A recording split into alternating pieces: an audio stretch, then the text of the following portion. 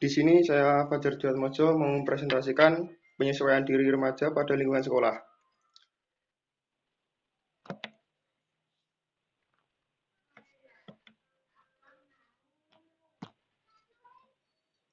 Pengertian penyesuaian diri. Penyesuaian diri adalah proses bagaimana individu mencapai keseimbangan diri dalam memenuhi kebutuhan sesuai dengan lingkungannya.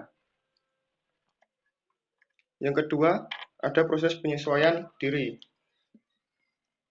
Proses penyesuaian diri terbagi menjadi 4, yaitu proses penyesuaian berarti adaptasi, penyesuaian sebagai konformitas, penyesuaian sebagai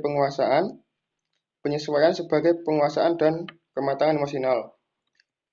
Penyesuaian berarti adaptasi adalah dapat mempertahankan eksistensinya atau bisa survive dan memperoleh kesejahteraan jasmaniah dan rohaniah, dan dapat mengadakan relasi yang memuaskan dengan tuntutan sosial. Yang kedua ada penyesuaian sebagai konformitas, yaitu berarti menyesuaikan sesuatu dengan standar atau prinsip. Yang ketiga, penyesuaian sebagai penguasaan. Penyesuaian dapat diartikan sebagai penguasaan, yaitu memiliki kemampuan untuk membuat rencana dan mengorganisasi respon-respon sedemikian rupa, sehingga bisa mengatasi segala macam konflik, kesulitan, dan frustasi secara efisien. Individu memiliki kemampuan menghadapi realitas hidup dengan cara yang adekuat. Yang keempat, penyesuaian sebagai penguasaan dan kematangan emosional dapat diartikan secara positif memiliki respon emosional yang tepat pada setiap situasi. Dengan demikian, dapat disimpulkan bahwa penyesuaian adalah usaha manusia untuk mencapai keharmonisan pada diri sendiri dan pada lingkungannya.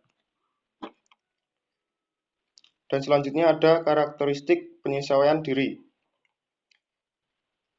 Karakteristik penyesuaian diri terbagi menjadi beberapa, yaitu 1. Tidak menunjukkan adanya ketegangan emosional. Kedua, tidak menunjukkan adanya mekanisme-mekanisme psikologis. Yang ketiga, tidak menunjukkan adanya frustasi pribadi. Yang keempat, memiliki pertimbangan rasional dan pengarahan diri. Yang kelima, mampu dalam belajar. Yang keenam, menghargai pengalaman. Yang ketujuh, bersikap realistik dan objektif. Dalam melakukan penyesuaian diri secara positif, individu akan melakukan dalam berbagai bentuk. Bentuk-bentuk penyesuaian secara positif terbagi menjadi 8, yaitu penyesuaian dengan menghadapi masalah secara langsung. Yang kedua, penyesuaian dengan melakukan eksplorasi. Yang ketiga, penyesuaian dengan trial on error atau coba-coba. Yang keempat, penyesuaian dengan substitusi. Yang kelima, penyesuaian diri dengan mengenali kemampuan pribadi. Yang keenam, penyesuaian diri dengan belajar. Yang ketujuh, penyesuaian diri dengan inhibis dari kontrol diri. Yang kedelapan, penyesuaian diri dengan perencanaan yang cermat. Penyesuaian diri dengan menghadapi masalah secara langsung, yaitu dalam situasi ini, individu secara langsung menghadapi masalah dengan segala akibat-akibatnya. Ia melakukan segala tindakan sesuai dengan masalah yang dihadapinya. Yang kedua, penyesuaian dengan melakukan eksplorasi. Dalam situasi ini, individu mencari bahan pengalaman untuk dapat menghadapi dan memecahkan masalahnya. Yang ketiga, dalam cara ini, individu melakukan suatu tindakan coba-coba dalam arti kalau menguntungkan diteruskan dan kalau gagal tidak diteruskan. Yang keempat, penyesuaian dengan substitusi. Jika individu merasa gagal dalam menghadapi masalah, maka ia dapat memperoleh penyesuaian dengan jalan mencari pengganti. Yang kelima, penyesuaian diri dengan menggali kemampuan diri, yaitu individu mencoba menggali kemampuan-kemampuan khusus dalam dirinya dan kemudian dikembangkan sehingga dapat membantu penyesuaian diri. Yang keenam, penyesuaian diri dengan belajar. Dengan belajar, individu akan banyak memperoleh pengetahuan dan keterampilan yang dapat membantu menyesuaikan diri. Yang ketujuh, penyesuaian diri dengan inhibis dan kontrol diri. Dalam situasi ini, individu berusaha memilih tindakan mana yang harus dilakukan dan tindakan mana yang tidak perlu dilakukan. Dan yang terakhir, penyelesaian diri dengan perencanaan yang cermat. Dalam situasi ini, tindakan yang dilakukan merupakan keputusan yang diambil berdasarkan pencarian cermat. Faktor-faktor yang mempengaruhi penyesuaian diri, yaitu 1. Kondisi jasmaniah, yaitu meliputi pembawaan, konstitusi fisik, susunan syaraf, kelenjar, sistem otot, kesehatan, dan sebagainya. Perkembangan dan kematangan, terutama kematangan intelektual, sosial, moral, dan emosional. Yang ketiga, penentu psikologis, yang meliputi pengalaman, belajar, pembiasaan, determinasi diri, frustasi, dan konflik. Yang keempat, kondisi lingkungan, terutama rumah, keluarga, dan sekolah. Yang terakhir, penentu kultural dan agama. Cara menyesuaikan diri di sekolah terbagi menjadi 8, antara lain 1. Pelajari situasi. Dalam arti di sini mempelajari situasi penting dan perlu kalian perhatikan pertama, yaitu sebelum masuk sekolah, belajar untuk mengenal lebih dekat lingkungan sekolah, baik letak geografis sekolah, arah perjalanan dari rumah ke sekolah, lingkungan sekitar sekolah, dan sebagainya. Anda biasakan untuk mengenal situasi baru dan beradaptasi di dalamnya. Anda tidak perlu takut pada situasi yang baru, pastikan Anda aman berada di lingkungan sekolah tersebut. Yang kedua, berbaik sangka.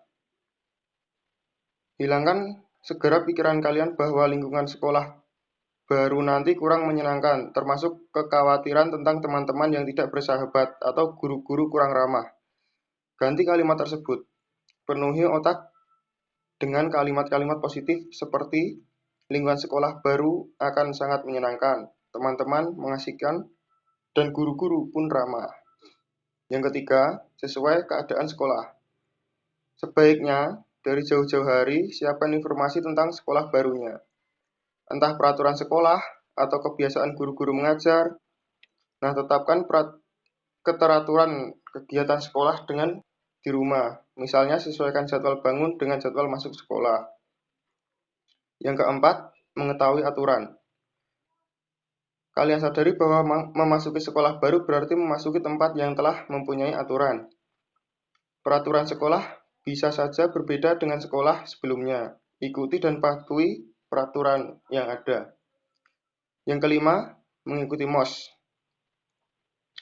Mengikuti kegiatan MOS sangat penting bagi kalian.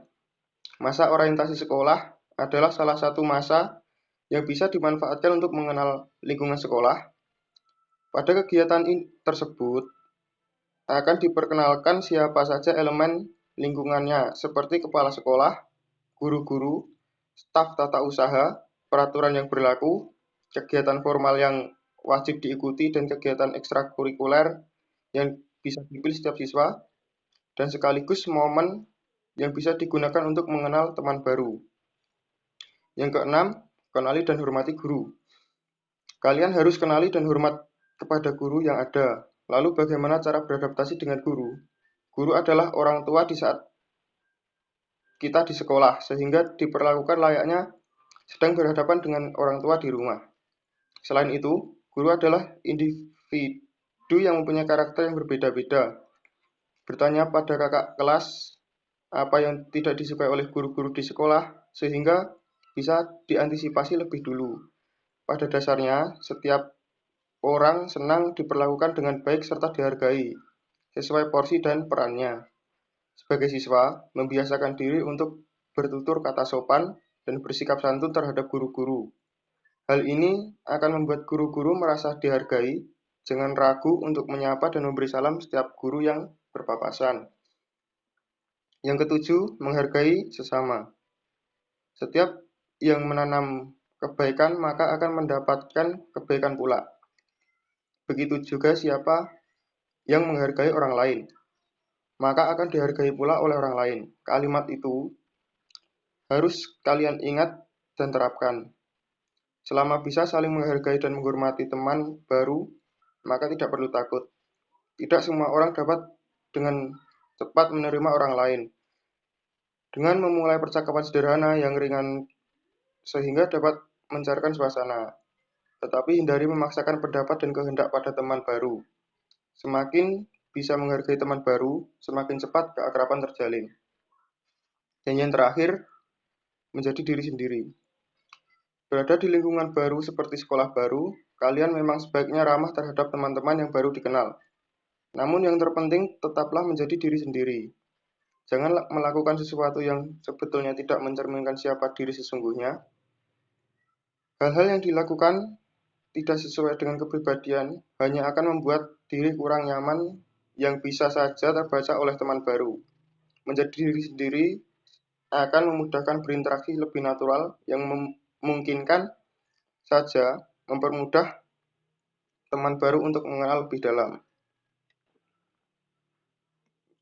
Mungkin itu yang bisa saya sampaikan. Bila ada salah kata, saya mohon maaf. Billahi taufiq wal hidayah. Wassalamualaikum warahmatullahi wabarakatuh.